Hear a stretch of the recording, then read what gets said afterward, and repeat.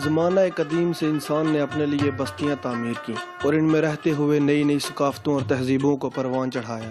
یہ بستیاں اور تہذیبیں تاریخ کے مختلف ادوار میں بنتی اور مٹتی رہیں، لیکن ان کے صفحات پر نہ صرف ان کا احوال موجود ہے بلکہ کئی ایک کے باقیات اب بھی دنیا کے مختلف حصوں میں موجود ہیں۔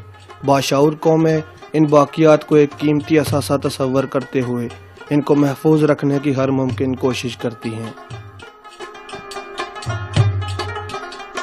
پاکستان کے خوبصورت شمال کا نقطۂ آغاز عظیم سلسلہ ہمالیہ کے چرنوں میں پھیلا ایک وسیع زرخیز میدان اور چاروں جانب سے اس میدان کی رکھوالی کرتی برف پوش چوٹیاں۔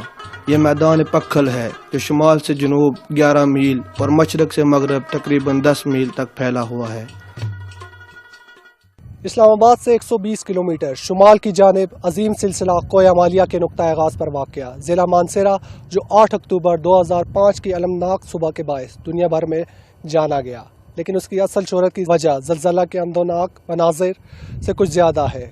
گنگناتی ندیاں، شفاف جھیلیں اور گھنے جنگلات پر مشتمل یہ ضلع تہذیب و ثقافت کے لحاظ سے دنیا بھر میں ایک منفرد مقام رکھتا ہے۔ تمام قدیمی شہروں کی طرح یہ تنگ و تاریک گلیوں اور ایک دوسرے سے جڑے مکانوں پر مشتمل ہے۔ قدیم شہروں کی تنگ اور اونچی تعمیرات کی وجہ مورخین کے مطابق دشمن کے حملے کا خوف ہے، جو ان ادوار میں ہر بستی پر تلوار کی طرح لٹکتا رہتا تھا۔ مانسہرہ کی تاریخ بہت قدیم ہے اور یہاں موجود شواہد سے یہ معلوم ہوتا ہے کہ زمانہ قبل مسیح سے یہ گندھارا تہذیب کا ایک اہم مرکز رہا ہے۔ اس تہذیب کی سب سے اہم یادگار مہاراجہ اشوک کے کندہ فرامین والی چند چٹانیں ہیں، جو یہاں کے علاوہ اشوک کی سلطنت کے مختلف مقامات پر دریافت کی گئی ہیں۔ مہاراجہ اشوک نے اس قدیم دور میں اپنے لوگوں تک اپنے پیغامات پہنچانے کے لیے یہ منفرد طریقہ اختیار کیا تھا۔ ان راکس کا یہاں ہونے کی ایک اور وجہ یہ ہے کہ یہ ایک میٹنگ پوائنٹ ہے، یہاں پر اگر کشمیر سے آنے والے لوگ جو ہیں، جو ہندو مت کے لوگ تھے، یہاں پر بہت بڑا ٹیمپل ہے، بہت ہی امپورٹنٹ ٹیمپل تھا، یہاں پر یہ میٹنگ پوائنٹ تھا سب لوگوں کا، جہاں سے وہ آتے تھے اور اس ٹیمپل کی طرف جاتے تھے۔ اس لیے اس راکس کے لیے یہ جگہ چنی گئی کہ یہ لوگ یہاں پر آئیں اور اس کو جو ہے وہ ان کو فرابین کو دیکھیں اور اس کے ساتھ جو ہے ان کا وہ ہو سکے، اس کو دیکھ سکیں اور اس سے مستفید ہو سکیں۔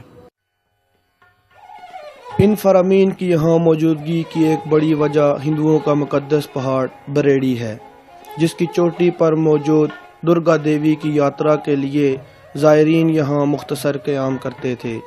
یہ یاترا قیام پاکستان سے قبل سال میں 2 بار ہوتی تھی اور زائرین چوٹی پر موجود 30-40 فیٹ بلند چٹان یا درگا دیوی سے ٹپکنے والے بارش کے پانی کو مقدس دودھ سمجھ کر پیتے تھے۔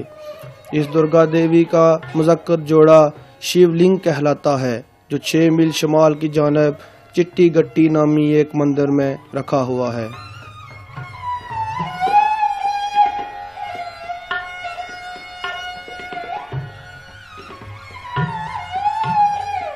یہ ایک ملائم سفید پتھر سے بنا ہوا ہے۔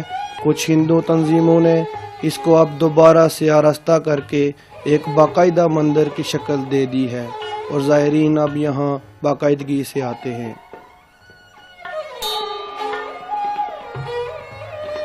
قیام پاکستان سے قبل مانسہرہ میں سکھوں کی کافی آبادی تھی اور مانسہرہ شہر کے وسط میں سکھوں کا ایک عالیشان گردوارہ تھا۔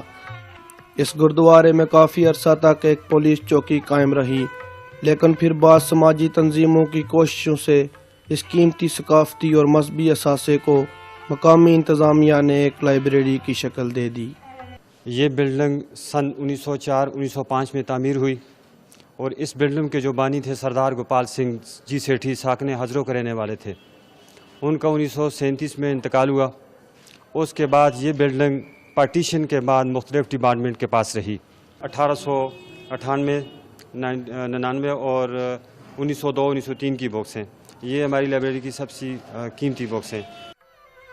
دیوان راجہ بابا کا یہ مزار پہلے بھی شکستہ تھا، لیکن 2005 کے زلزلے نے اس کو بالکل گرنے کے قریب کر دیا ہے۔ اس کے ساتھ موجود ایک اور عمارت اس سے بھی زیادہ شکستہ ہے، جس کے بارے میں یہ کہا جاتا ہے کہ ترک سلطان نے اپنے لیے یہ مقبرہ بنوایا تھا۔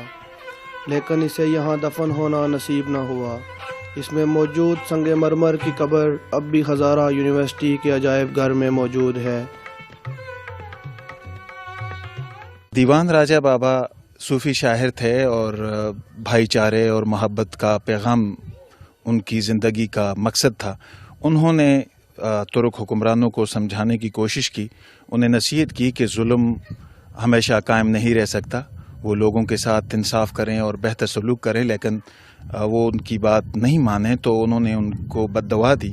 اور کہا جاتا ہے، یہاں کی روایات میں یہ ہے کہ ان کی اس بد دعا کے نتیجے میں ترکوں کا اقتدار جب 17ویں صدی کا اختتام اور 18ویں صدی کی ابتدا تھی تو اس میں ان کے اقتدار کا خاتمہ ہو گیا۔